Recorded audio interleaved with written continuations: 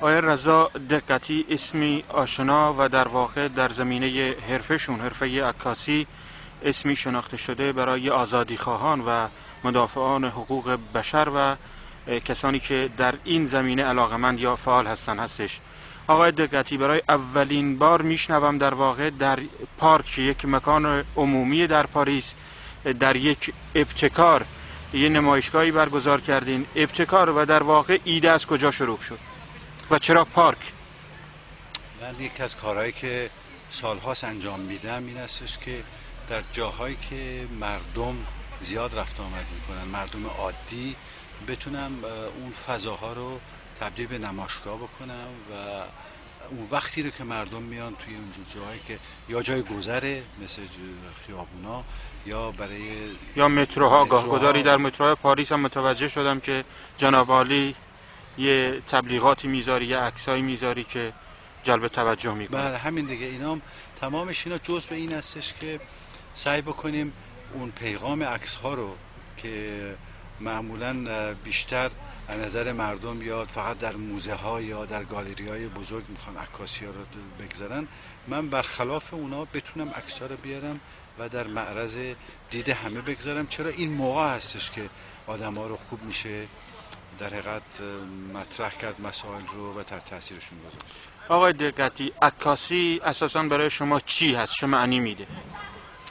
عکاسی در قدیم ارتباط مستقیم بین انسان هاست. برای من یک ارتباط بسیار مستقیمی که بشه به عناوین مختلف هم درد مشترک رو و هم شادی مشترک رو به انسان ها مطرح کرد و بینشون به هم دیگه ارتباط داد. در یکی از مصاحباتون خوندم یا شنیدم در واقع که در طول سالیان که عکاسی میکردی به این نتیجه رسیدی که خون تمام انسان ها سرخ هستش.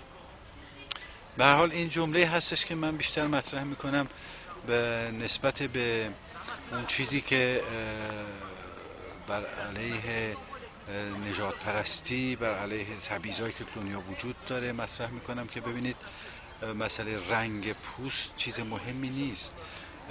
ببینید جوهر اصلی انسان ها یکیه. شما خون آدم سیاه پوست و سفید پوست هر دوی رنگ هستش دیگه، یا خون چه میدونم ملیت های مختلف حساب بکنی، زبان های مختلف، همه یک جور هستن. همه حتی یه بارم میگفتم که یک مادر افغانی و یک مادر امریکایی که دوتا فرزندشون توی جنگ با هم کشته شده باشن به یک نوع گریه میکنن، به یک شیون.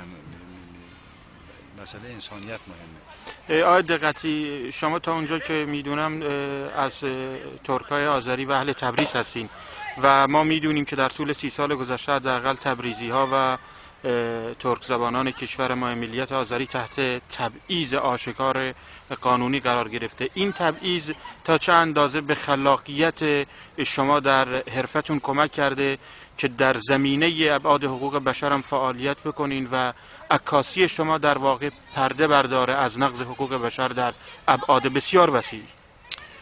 طبیعیه که زادگاه من تبریز، زبان آذربایجانی در حقیقت یا آذری که میگن زبانی هستش که من با اون قبل از همه خواندن و نوشتن که نه، بلکه زبان مادری در حقیقت هستش که زبان آذری برای ما. طبیعی هستش که همون جوری که در ایران تبعیض بین ملیت های مختلف میگذارن، اینا حکومت زمان شاه بود، بعد حکومت ملا هستش اینا. من راجع به این مسئله خیلی حساسیت دارم و حساس شدم نسبت به این مسئله و یکی از اولین مسائلی که برای من مطرح شد در ایران اون موقع به غیر از مسئله همین خود ما، مسئله کردها و تبعیضی که رو کردها میشد، اون بسیار منو رنج میداد و هنوزم رنج میده که روی مسئله هم زیاد کار کردم موقعی که ایران بودم یا بعدش اینا. اما مسئله حقوق بشر به نظر من یا دفاع از حقوق انسانیت، برای اینکه میدونید خیلی از این ملاها و آدمای حکومت هم شدیداً ضد حقوق بشر هستن، میگن که این چیز غربی هستش. من اصلا به این کاری ندارم، به حقوق بشر هم کاری ندارم. انسانیت رو که دیگه انسانیت به حقوق ذاتی و طبیعی انسان ها اهمیت دادن، اینو دیگه تا هر مذهبیشو به حساب بکنید، هر کتابی رو بگیرید اینا این مسئله وجود داره. حالا به هر اسمی که میخواد باشه، برابری انسان ها به همون صورتی که همین ملایانی که خودشون میگن که روز جهنم بهشت میرن و نمیدونم برنامه‌هاشون اونجا اعمالشون رو بررسی میکنن، خب همین بررسی اعمال همینجا هم وجود داره. شما مسئله این هستش که مهم نیستش که شما کی باشید و چی خونده باشید و چیکار کرده باشید، مهم این هستش که با زمانی که تو زندگی تو با انسان ها چه ارتباطی داشتید شما. و کسی که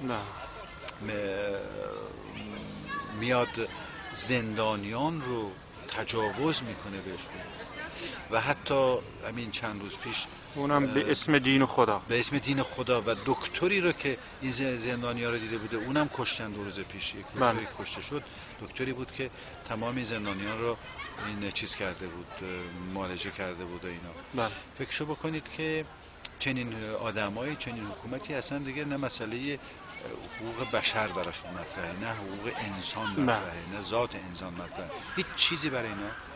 آقای دقتی، عکسایی که اوایل انقلاب از کردستان گرفتین و پخش کردین در سطح دنیا و در واقع غوغای بین المللی به راه انداخت که تا امروز هم وجود داره و از این عکس‌ها به عنوان یک اسناد استفاده میشه که جنایت علیه بشریته. هیچ وقت احساس میکردین که این عکس‌های شما که از مبارزه مردم کردستان و از سرکوب اونا توسط حکومت گرفته میشه یا مستند میشه اینقدر غوغا به پا بکنه در دنیا؟